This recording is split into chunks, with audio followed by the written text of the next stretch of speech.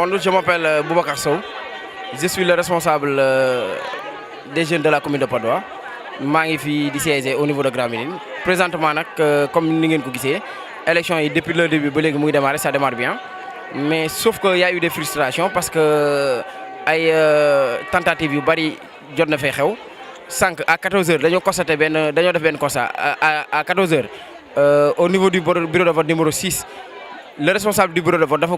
dafa ne suñuy mandataire suñuy représentant ne kenn ku ne signé PV bi déjà présent pour gagner du temps ma yaakaar ne nag bu fekkente ne da nga nar lu jub wala di def lu jub du 14h ngay signaloo ay responsable di leen signaloo ne leen pour gagner du temps non non da ngay bàyyi ba nga xam ne da nga enregistré li fa xew ba pare nga doog a signé mais nag yàlla ak Ibou Dianko muy suñu benn responsable bu nekk fii moo ñëw signalé na ko bi mu ñu ko signalé ñu dem constaté bi ñu seetee gis ni effectivement li mu bëgg a def nii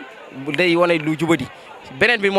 point bi mooy ñi nga xamante ni tey dañoo am seen carte d'identité nekk bureau numéro 1 numéro 2 numéro 3 ñëw fi tey bëgg a voté mu ñoo voté suba ba léegi ñu fi bëgg a voté mu ñoo voté bu nee vérifier seen tour si liste bi duñ ko fa fekk bu ñu vérifier seen tour si fichier électronique bi fekk ko fa kon bëri na ñoo xamante tey ñëw nañ fi bëgg a voté suba ba léegi mu ñoo voté problème boobu ba tamit am na fi beneen bi mooy troisième point bi mooy Moustapha Cissé Lo sànq dafay dugg si bi mu fi dugg see ñëw bëgg a dugg si bureau de vote yi ma signalé responsable police bi chef police bi ma ñëw na ko kii kat waru fee dugg parce que du mandataire même donte mandataire la aussi mandataire Yoff la na yem Yoff mais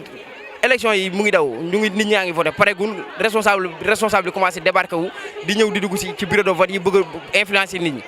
mais heureusement police jël ay responsabilités ñu génnee ko mu génn jàmm am vraiment ñu ngi ñaan yàlla nag élection yi xew ci jàmm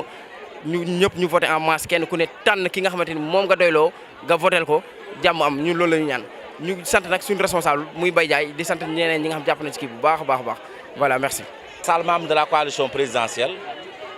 de Grand Médine Patte d'Oie. Voilà, 5. Infirmé bien entendu, Cissé Lo, comme vous le savez, c'est un grand responsable de la coalition. Nous votons, nous sommes ces militants, nous sommes encourager les responsables pour que nous gagnions les militants et voter. Il faut que nous fassions ça. Mais wax deug yalla non Cissé Lo amulon sa intention dugg ci centre de vote bi ñepp xam nañ ni xamna code électoral bi xamna ni mom voté wu fi xamna ni amul carte électeur bu koy may mi voté Patte d'Oie motax ab duggul ci benn yoon ci centre de vote bu Grand Médine loolu moom foog naa adversaire yi ñoo koy wax rek pour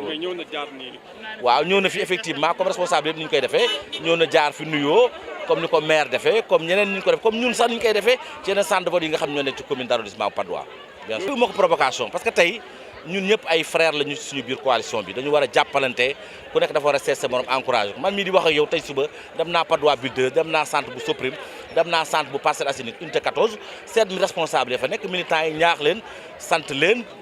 encouragé leen pour que ñu génn ji militants yi vote loolu foog naa yàgg na am ci élection responsable yi moom dañuy faral di jaar centre de vote yi di seet militants yi di seet responsable di leen encouragé loolu yàgg na am Cissé Lo nag loolu la def donc foog naa donc comme ñoom xam naa fi mu ne nii dañoo xaw a tiit dañuy jàpp ne ku ñëw rek ñoom daanu nañu mais nag bon yàlla bari na sutura. mais yéen tiitu leen. non tiituñu ñun xam nañu suñu candidat dina jàll dès le premier tour loolu ñu ko yàgg a wax je pense que li ci des bareetul 17h mu ngi soog a jot yaakaar naa ni ci kanam tuuti rek incha allah dañuy falaat Macky Sall et dès le premier tour incha allah.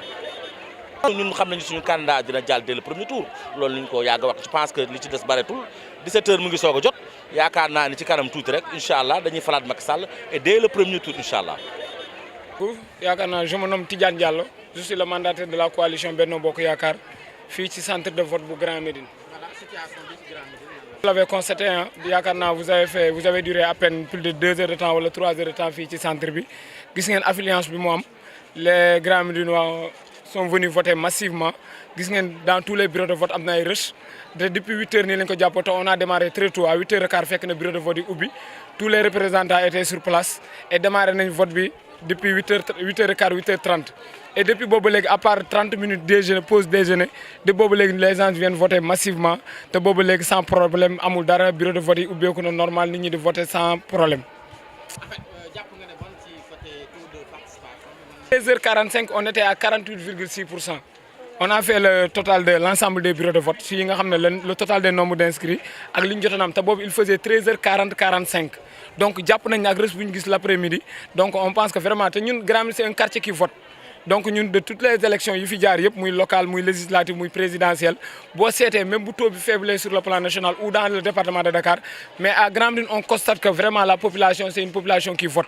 donc raison pour laquelle aujourd'hui tamit dañ ñëw rek réitérer tamit seen engagement def seen devoir de citoyenneté ñëw nañ voter massivement avec un taux vraiment boo xam ne on juge que peut-être à la fermeture des bureaux de vote dinañ gis mu nekk taux bu élevé daal. El Hadj Ndiogou Gueye plénipotentiaire du parti PUR. waaw ni ñu gisee vote bi fii rek mooy di sant yàlla d'abord mun nañu wax ni jàmm am na fi parce que nit ñi ñëw nañu en masse ce matin amoon na tuuti calme rek aux environs de 13h 14h mais après nit ñi on a senti que bi ñu añee ba pare ñëwaat nañu continuer waat di def seen devoir donc mais li ci am solo mooy ñi ngi koy def ci jàmm gis nañu aussi taux bi xam naa ni dina mun na am sax ñu battre peut-être record ci par rapport ak yi fi doon am parce que ci d'après calcul yi ñu mujjee am léegi ñi ngi atteindre 60% yi donc loolu lu dal xel la quoi. on remarque fii yi ñu jotoon a xool mooy bulletin PUR bi dañu gisoon mu gënoon a wàcc quoi ci taille mais quand on a vérifié gis nañu ni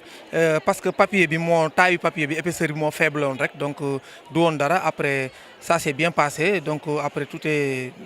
remis à l'ordre donc ñu continuer suñu liggéey tranquillement amuñu benn problème parce que Grand Médine am nañ habitude élection mun nañu campagne bu dëgër mais bu ñu ñëwee ci jour élection du ñu am problème yooyu ba fii ñuy wax daal benn problème amagul ci centre bi. sama candidat dafay remporter commune bi